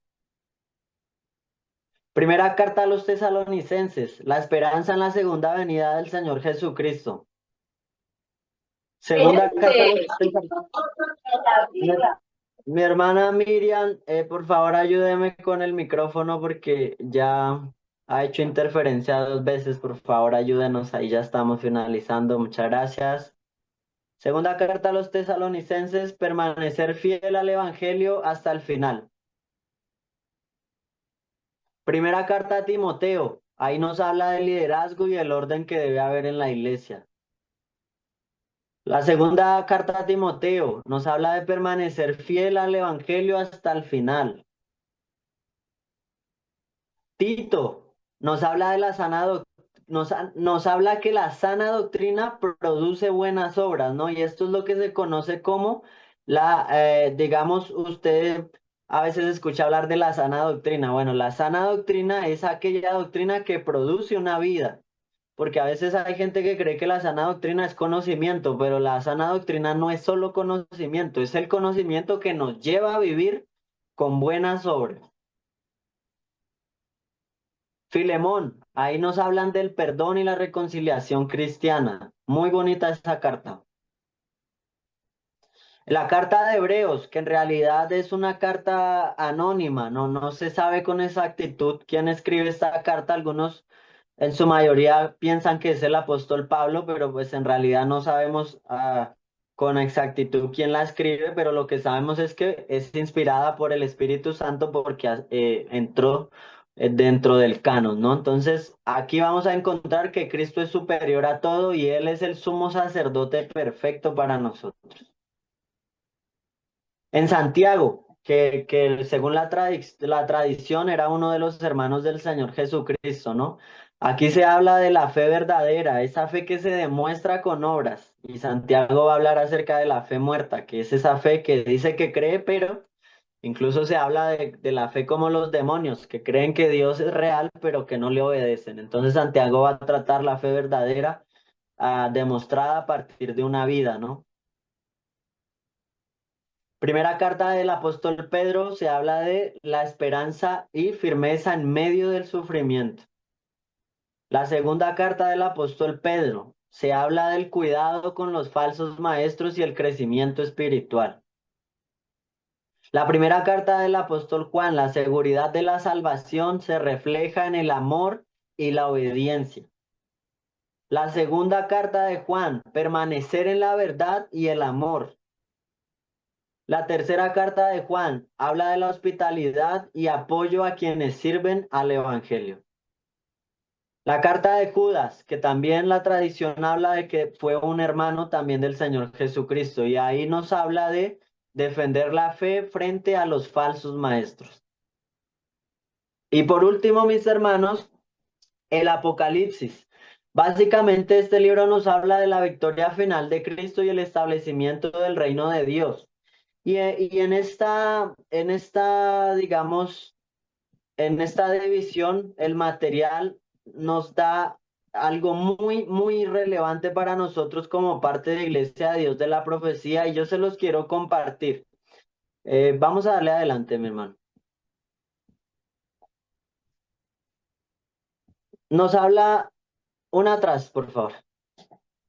En primer lugar, nos dice que Apocalipsis algunos lo fechan entre el 81 y 96 después de Cristo, pero también dice que otros eruditos colocan el libro en la época de Nerón, quien es quizás la persona mencionada por el número 666. Aquí voy a hacer también un paréntesis aprovechando que el material lo menciona porque me parece muy importante y uno de los errores en los que la iglesia cae con recurrencia es en el sensacionalismo y en el futurismo hollywoodense, ¿no? De películas y un montón de inventos que salen cada día, pero nuestra iglesia es más bien un poco neutral ante todo este tipo de interpretaciones.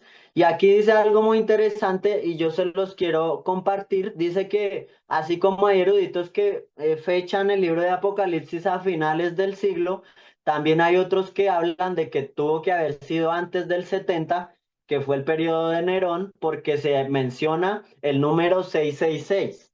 Así que continuemos con la imagen, mi hermano. Aquí quiero que observemos algo muy interesante, mis hermanos. Los judíos tenían algo que se llamaba la gematría. ¿Qué es la gematría? La gematría básicamente es que ellos a cada letra del abecedario le daban un valor numérico. Y cuando usted toma el nombre de César Nerón y mira cuánto equivalía cada letra de este nombre, usted se va a dar cuenta que la primera letra equivalía a 50, la segunda a 200, la tercera a 6, la cuarta a 50, la quinta a 100, la sexta a 60 y la séptima a 200. Cuando usted suma todos estos valores de las letras del nombre César Nerón, va a encontrar que el valor es 666. ¿Por qué esto es importante, mis hermanos? Porque como la iglesia ha caído en especulaciones y en interpretaciones meramente subjetivas, hay muchos cristianos que todo lo que ocurre en el mundo creen que es la marca de la bestia, ¿no? Entonces, algunos dijeron que la marca de la bestia era la vacuna del COVID, otros que el código de barras, otros que, bueno, incluso de marcas, ¿no? Que la marca Monster, que los ojos de no sé quién. Pero en realidad cuando estudiamos el contexto, mis hermanos, y nos damos cuenta de la gematría, claramente lo que se está hablando de la marca de la bestia, cuando usted va a la escritura en el libro de Daniel, se habla de bestias, ¿verdad? Y cuando se habla de bestias, ¿de qué se habla? De imperios. Y se habla de reyes que gobernaban esos imperios. Por eso cuando estudiamos en el contexto bíblico nos vamos a dar cuenta que cuando se habla de la marca de la bestia y aplicamos la gematría judía, vamos a encontrar que muy posiblemente Juan a lo que se refería era a César Nerón. Y la marca de la bestia, ¿cuál era? 666, porque era el número que a su totalidad representaba el nombre de César Nerón, ¿no? Hay algunas versiones de algunas Biblias que no hablan de la marca 666, sino que hablan de la marca 616. Pero esto se debe, digamos, a una versión latina, que le resta una letra y ya no es Nerón César, sino Nero César. Pero aún así, cuando usted hace la suma de esa versión, quitándole solo una letra al nombre de Nerón, va a encontrar que es esa misma referencia, 616. Usted va a encontrar que unas Biblias dicen que la marca es 666 y va a encontrar que otras versiones dicen que la marca es 616, pero en ambas, al aplicar la gematría, se trata de Nerón César. Esto porque se los comparto, mis hermanos, porque al igual que acabo de hacer un paréntesis en cuanto a la política, pues quiero animarlos, mis hermanos, así como el material nos anima, porque esto que les estoy compartiendo está escrito en el material, aunque yo he adjuntado esta imagen para poder explicárselos de una mejor manera.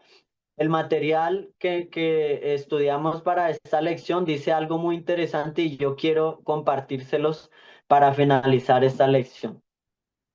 Los estudiosos bíblicos encuentran problemático el enfoque futurista cuando involucra intentos de determinar el tiempo del regreso de Cristo e identificar personajes del Apocalipsis en tiempos modernos o recientes. Mire lo que está diciendo el material de nuestra iglesia.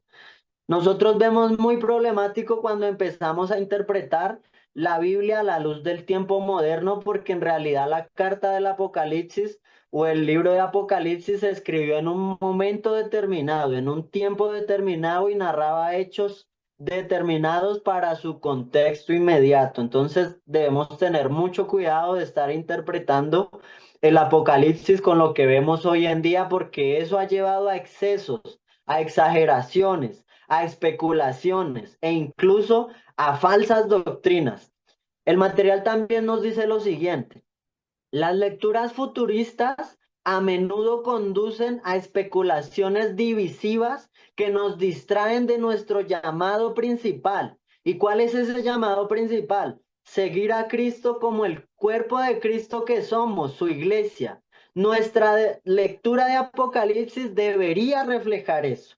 Nuestra lectura de Apocalipsis no debiera reflejar confusión, divisiones, especulaciones, sino que nosotros debemos siempre estar concentrados en poder seguir al Señor Jesucristo y hablar su palabra. Recuerde que los mismos apóstoles le dicen al Señor Jesús en un momento determinado: dinos si vas a restaurar el reino, ¿no?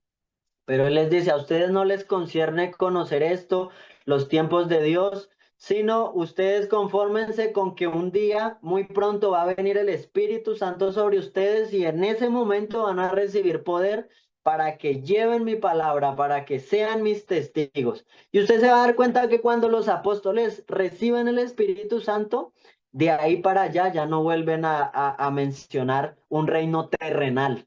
porque ellos han entendido que el reino de Dios es una realidad espiritual y Él nos ha hecho parte ahora de una realidad espiritual en su reino. Entonces eso es importante entenderlo, mis hermanos. Y hacía esta imagen para que usted no siga por ahí especulando con la marca de la bestia, porque en realidad eso tiene un significado en su contexto inmediato y lo más posible es que sea Juan refiriéndose cuando habla de la marca de la bestia, hablando de la marca de César Nerón y su imperio, porque en ese momento muchos cristianos iban a abandonar la fe por agradar el imperio romano. Entonces, son referencias a las que debemos tener mucho cuidado, mis hermanos. Muy bien, damos por finalizada la clase, mis hermanos. Hoy nos hemos pasado unos cuantos minuticos, pero yo les agradezco mucho, mucho su paciencia. Vamos a ir a la imagen, mi hermano, si me ayudas para aclarar la duda que tenía mi hermano para no irnos con esa duda. Y Sí, luego señor. pasamos, y luego pasamos a nuestro cuestionario para finalizar esta lección.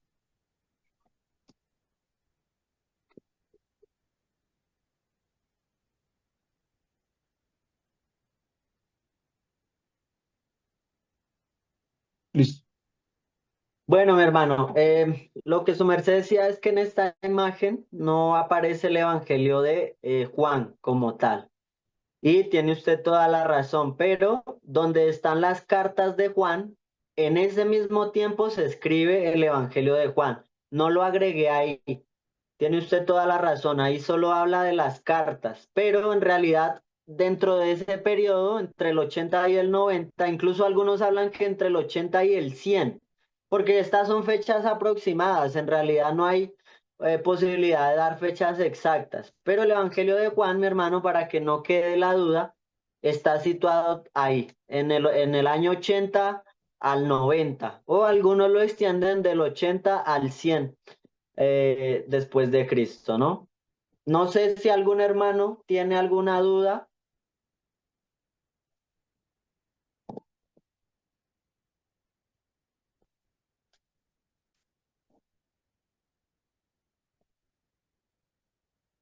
No, parece que todo quedó muy claro. ¿Qué dice? ¿Nos vamos a al cuestionario de una vez?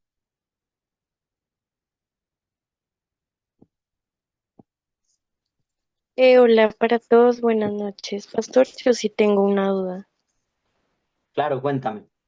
Es que en el material como tal, ahí decía que, digamos, los autores de los evangelios eran anónimos, ¿sí? O que digamos que no se sabía cómo exactamente quién los había escrito. Entonces me generó como esa duda de si eran anónimos, bueno, digamos que ahí decía que sí, que se acercaban como dependiendo de cómo escribían y demás, pero pues yo pensé que de pronto esos nombres sí eran como seguros, ¿sí? Como de que ellos eran los que los habían escrito. Gracias, Tatis, por tu pregunta. Bueno, mira, en realidad lo que dice el material es algo que tenemos que tener muy en cuenta y es que nosotros sabemos que lo escribieron los autores que se le ha designado, digamos Mateo, Lucas, Marcos, porque es lo que la tradición ha enseñado. Pero en realidad cuando ustedes miran el libro, ninguno firmó. O sea, ninguno firma diciendo, esto lo escribí yo, Lucas, discípulo de Pablo. Entonces es más como un acto de transparencia, porque ningún libro que está canonizado está firmado, a excepción de las cartas que ahí sí vamos a ver que por lo menos Pablo se menciona, y bueno, algunos de los que escriben cartas, ellos sí aclaran quién está escribiendo la carta, pero en otros libros no es tan clara la referencia. Entonces, ¿cómo nosotros sabemos quién lo escribió? A partir de la tradición de la iglesia. ¿Recuerdan que en la lección de la Biblia, la palabra de Dios, hablábamos acerca Pastor, del cuadrilátero wesleyano? El cuadrilátero wesleyano nos hablaba que nuestra creencia se basa en la escritura, pero también en la tradición. ¿Y de qué habla la tradición? De poder conocer, digamos, la historia de la iglesia y lo que por tradición la iglesia ha enseñado. Entonces, esto es importante entenderlo, pero digamos, para resumir la respuesta, esto no tiene que generarte pues una inquietud de manera que te genere dudas, porque a la postre En la misma escritura tenemos cartas como la de Hebreos, donde no conocemos con exactitud quién es el autor, pero nosotros descansamos porque cuando los libros entraron en el canon bíblico, los criterios que se usaron fueron para designar esos libros como inspirados por Dios. Entonces, a la postre, podemos decir con seguridad que son inspirados por Dios. Listo, pastor, muchísimas gracias. A ti por tu pregunta. Creo que el hermano Alexis levantó la mano. No sé si tienes una pregunta. Bueno, sí, de pronto la pregunta no es tan, no es tan fácil. Escuchando la pregunta de Tatiana, viene una duda. La Iglesia de Dios siempre ha recomendado algunas versiones. Primero fue Reina Valera 1909, luego Reina Valera 1960. Eh, y al escuchar la respuesta que das acerca de la inquietud de Tatis, me surge una pregunta. La Iglesia de Dios de la profecía como tal, pues ya hace rato que estoy desconectado como de las altas esferas. En este momento, ¿qué está opinando acerca de, por ejemplo, el texto crítico, el texto recibido, si se inclina por alguno de ellos o sencillamente guarda silencio? Me genera esa inquietud. Gracias. Ok. Ok, mi hermano Alexis, gracias por tu pregunta. Bueno, en realidad, en cuanto a las versiones, nosotros somos, digamos, no tenemos como una versión digamos, oficial que utilicemos. De hecho, más bien los maestros suelen recomendar que a la hora de estudiar un texto podamos utilizar varias. Y dentro de esto usted va a encontrar que hay diferentes tipos de versiones. Están las versiones de equivalencia formal, que son las que, digamos, tratan de traducir un poquito más exacto al texto original, aunque a veces la idea no se entienda completamente, pero son muy fieles al texto original. Ahí tenemos la Reina Valera, la Biblia de las Sí, Américas, sí, hermano, pero perdón que lo interrumpa, esa parte la entiendo, pero en cuanto a lo de la crítica textual en sí, ¿qué opina la Iglesia? Es decir, ¿qué textos apoya? ¿El texto mayoritario, el texto crítico? ¿Cuál de esos textos está apoyando la Iglesia actualmente? Gracias. ok, mi hermano, bueno, en cuanto a la crítica textual, bueno, como usted bien lo dice, esta es una pregunta un poco difícil porque por ahí, por ese camino, muchas personas se han desviado de la fe. Nosotros entendemos que la crítica textual es sana hasta cierto punto, porque en realidad gran parte de la crítica textual también pone en duda toda la escritura, pone en duda toda la escritura, ¿no? Y entonces lo que nosotros, digamos, solemos recomendar es mucho estudio. Nosotros, al igual que no nos casamos con una versión de la escritura, tampoco andamos recomendando, digamos, en cuanto a la crítica textual, solo decimos hay que tener mucho cuidado. Podemos estudiar, podemos indagar, podemos mirar, digamos, opiniones, podemos ver libros, podemos ver autores, pero siempre hay que tener mucho cuidado porque dentro de la crítica textual, mi hermano, hay muchísimas corrientes, digamos, liberalistas, hay muchísimas corrientes que, digamos, desaprueban incluso la inerrancia bíblica. Entonces es más cuestión de tener muchísimo cuidado porque por ahí nos podemos deslizar. Sí, es que esa es la cuestión, mi hermano. Y escuchando o leyendo el material que dice que, o sea, como poniendo en duda algunos autores, pues uno dice, bueno, ahí se fueron por la alta crítica y pues uno dice, bueno, si esa es la alta crítica, ¿qué será la crítica menor? Incluso uno, por ejemplo, ve autores como Darcy Sproul, que son tipos que defienden tenazmente la inerrancia bíblica, pero apoyando la crítica textual y uno dice, pero, o sea, ahí hay una incongruencia. Sí, sí, sí. Bueno, mi Digamos que hermano, para de pronto, Paz, para que no nos quedemos con eso, y para también responderle un poco a a la hermana Tatiana y dejar como un poco en contexto lo que decía el pastor acerca de, no se trata de populismo de la iglesia, que antiguamente lo decía así, sino que fueron varios textos. Recuerden que la Biblia no solo se apoya en la misma Biblia, sino que varios de las personas que fueron nombrados o referenciaron la Biblia en su tiempo, pues también escribieron algunos libros diferentes, ¿sí? Y en ese contexto, digamos que para que nosotros actualmente podamos decir que un libro es verdadero o no es verdadero según la historia, pues también nos basamos primero en las evidencias escritas, segundo en las evidencias, como lo decía el pastor hablado, ¿sí? Del voz a voz.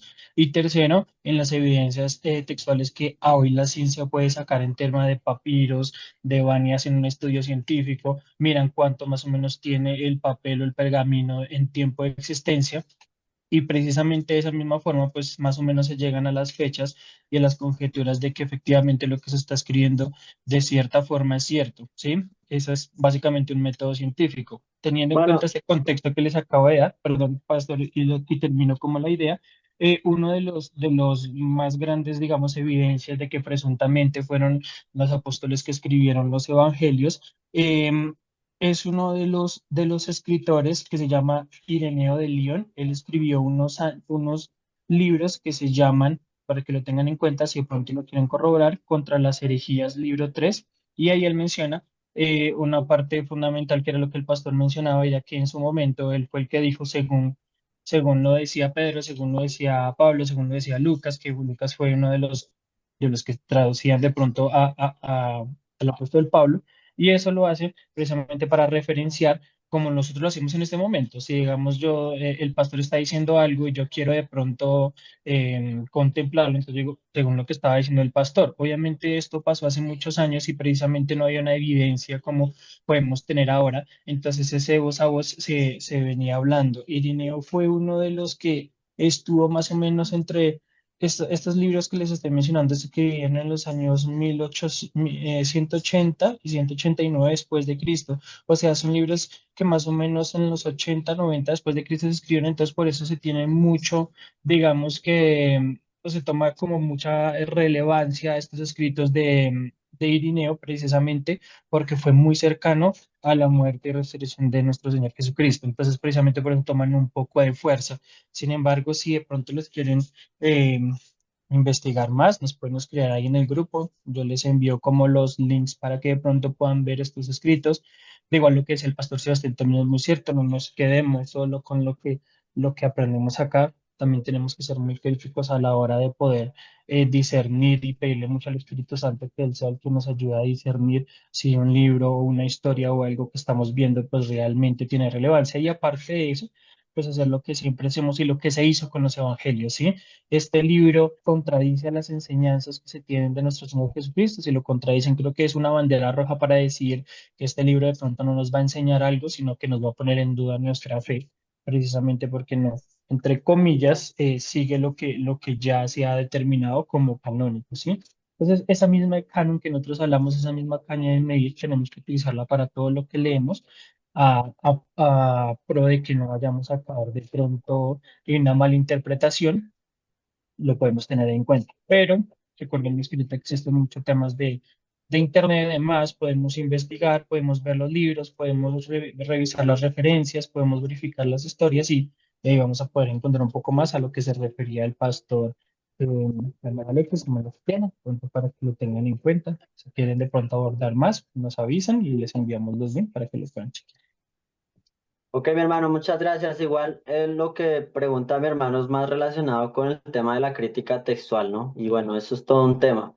Pero para contestar tu pregunta puntualmente, mi hermano, la Iglesia desde la profecía no ha adoptado una postura particular sobre la teoría específica o sobre el tema de la crítica textual. No ha adoptado una postura en particular, pero hay que aceptar que hay datos que nosotros al ser responsables con el estudio de la escritura, pues no podemos pasar por alto y no podemos irnos a ciegas. Entonces, para que estés tranquilo, no adoptamos ninguna posición como tal de la crítica textual, pero sí somos responsables con el estudio bíblico y quizá al estudiar la crítica textual también hay herramientas muy buenas y hay ciertos aspectos de la crítica textual de la cual nos hemos nutrido mucho. Pero no me quiero alargar en esta respuesta porque sé que quizá muchos hermanos no están familiarizados con el tema de la crítica textual y no quiero generar confusión, ¿no? Entonces, básicamente no tenemos una postura definida en cuanto a la crítica textual o alguna corriente con la que nos identifiquemos, sino somos más bien responsables con el estudio de la escritura y bueno, hay datos que son datos y la verdad es la verdad y hay que estudiarla. Bueno, muy bien mis hermanos, como nos hemos alargado un poquito, ¿qué les parece si vamos rapidito al cuestionario? Aquellos que ya tienen su cuestionario resuelto pueden irse tranquilos. Muchas gracias por acompañarnos hasta este momento y pues nos quedamos ya a resolver simplemente nuestro cuestionario. Así que mi hermano Héctor, por favor ayúdame ahí y nos vamos directo al cuestionario para resolverlo. Y bueno, la idea, mi hermano, es que si usted tiene alguna duda, le fue mal en su cuestionario, no lo ha realizado, pues se pueda quedar y juntos respondamos el cuestionario de la lección número 3.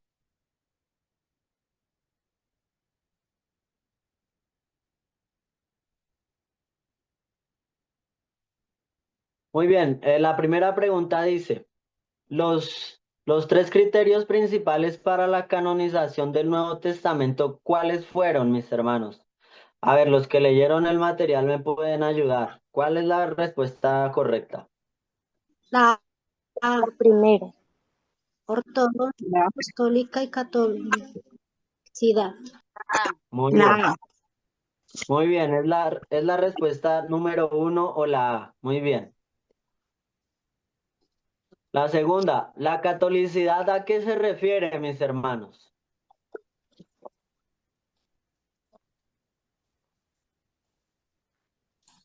Uso generalizado y continuo en la Y la C. Muy bien, es la C, el uso generalizado y continuo. Yo quiero aquí recordarles que cuando se habla de catolicidad o el término católico, no es, digamos, no lo secuestró la Iglesia Católica Romana. La palabra católico lo que significa es universal. Y cuando se establece este término en uno de los concilios de la Iglesia, se establece para, digamos, hablar de la naturaleza de la iglesia. La iglesia por su naturaleza es universal, es católica, pero no quiero que se confundan cuando se escuche el término católico como si se estuviera hablando de los católicos romanos, ¿no? O papistas, sino es un término que en realidad lo que significa es universal. Muy bien, siguiente pregunta dice que el Nuevo Testamento está ordenado por géneros y los 4 géneros presentes, ¿cuáles son, mis hermanos? La C, evangelios históricos, Muy bien, mis hermanos, la C. Muy bien, las cartas de Pablo eran diferentes a las cartas romanas contemporáneas, principalmente en uno de estos aspectos. ¿En cuál era? Por el saludo. la acción ¿Quién de más? La ¿Seguro clausura. La clausura. La de Muy La bien, la clausura. clausura. La clausura era lo que más se diferenciaba porque Pablo finalizaba a veces orando, a veces exhortando, a veces recalcando algún punto importante en su escrito. Entonces la clausura era lo que se diferenciaba. Muy bien, la siguiente dice, Herodes el Grande funcionó como bajo el poder romano según lo señala el Evangelio de Mateo. A ver, Herodes, ¿qué era, mis hermanos? Rey cliente. Rey cliente, muy bien, la C. A ver, ¿y cuántos recuerdan? En la clase lo vimos. Poncio Pilato reinó como qué, bajo el poder romano. ¿Quién lo recuerda? como prefecto. Como prefecto, muy bien. Poncio Pilato era un prefecto. Muy bien. ¿Quiénes eran los que no creían en la resurrección ni en los ángeles ni en los espíritus? Y que solo creían en el Pentateuco. Saduceos. Saduceos. Los saduceos, muy bien, los saduceos. A ver, muchos eruditos del Nuevo Testamento creen que Jesús tenía más en común con los que cualquier otro grupo. A ver, ¿con quién tenía bastantes cosas en común? Fariseos. Con los fariseos, ¿no? En el aspecto de el estudio de la escritura, la interpretación de la escritura, pero obviamente no era parecido en el legalismo, en la religiosidad. Entonces es los fariseos. Muy bien, la palabra sinóptico, ¿qué significa? Significa mirar juntos con un punto de vista común. Hay 3 de los evangelios que son considerados sinópticos. ¿Cuál no lo es? Juan. Muy bien, el evangelio de Juan, mis hermanos. ¿Cuál evangelio enfatiza la urgencia y la fragilidad humana de Jesús? A ver, ¿quién lo recuerda? Marcos. Muy bien, Marcos. El autor de Lucas también escribió otro libro. ¿Cuál fue? Hechos. Los Hechos. Muy bien, Hechos de los Apóstoles. Muy bien. La mayoría de eruditos fechan como la última epístola escrita. ¿Cuál creen ustedes que fue la última escrita? A ver. Pedro. Filipenses. Apocalipsis. Bueno, la mayoría de eruditos en realidad dicen que la última que se escribió fue Pedro. Recuerden que aquí estudiamos segunda de Pedro, porque aquí acabamos de ver que aunque hay una posición de que el Apocalipsis se escribió a finales de siglo, también hay otra posición muy fuerte que se escribió antes del 70, por lo que aparece la referencia a Nerón César, ¿no? Entonces, en este caso es la A, segunda de Pedro. Muy bien, ¿cuál es la epístola que pudo haber sido escrita por el hermano de Jesús? Judas. La de Judas. Muy bien, Judas.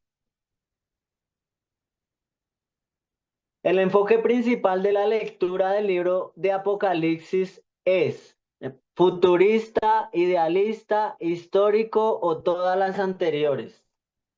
Todas. Todas las anteriores. ¿Ok? ¿Alguien más? La D. Bueno, mis hermanos, en esta pregunta la respuesta correcta es la C.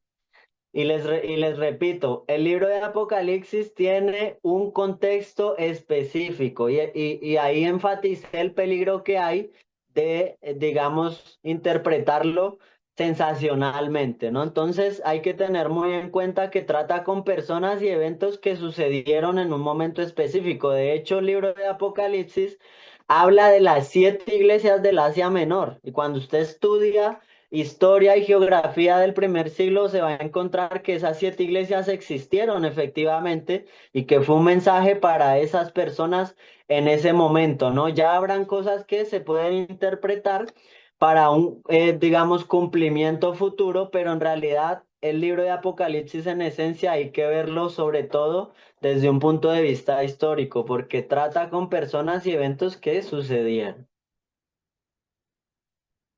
Muy bien. De los 4 géneros presentes en el Nuevo Testamento, ¿cuál es el único que es de narrativa histórica?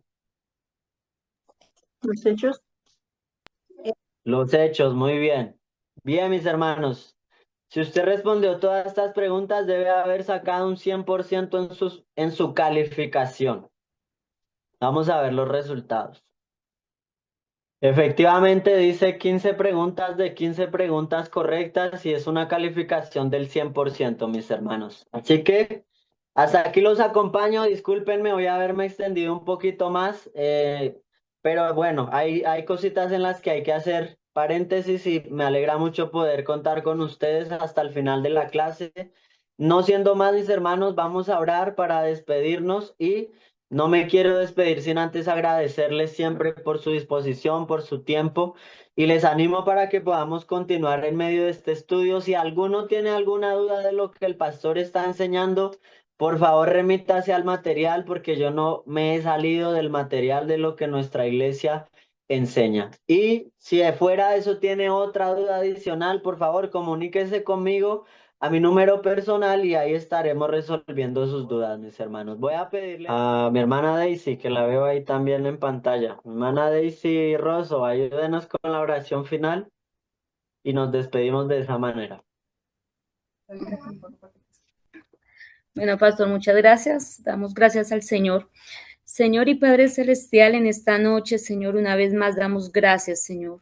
Te agradecemos, Señor, por este tiempo maravilloso, Señor, en el cual, Señor, sabemos que esto edifica nuestras vidas, Señor. El poder instruirnos, Señor, bajo tu palabra, aprender, Señor, de ella, Señor, sabemos que es para nuestro bienestar. Por eso damos gracias en esta hora por la vida de nuestro pastor Sebastián, Señor, quien se esfuerza, Señor, quien dedica, Señor, de su tiempo para aprender, Señor, para sí mismo enseñarnos. Ayúdanos, Padre Santo, Señor, a que cada uno de nosotros, Señor, podamos poner en práctica lo enseñado, Señor, a seguir estudiando, a seguir, Señor, repasando, Señor, lo que tú nos enseñas. Gracias, Señor. En esta noche, guárdanos, bendícenos, Señor. Permítanos, Señor, tener sueños tranquilos y te damos muchas, muchas gracias por todas las bendiciones que tú nos das. En el nombre de nuestro Señor Jesucristo. Amén.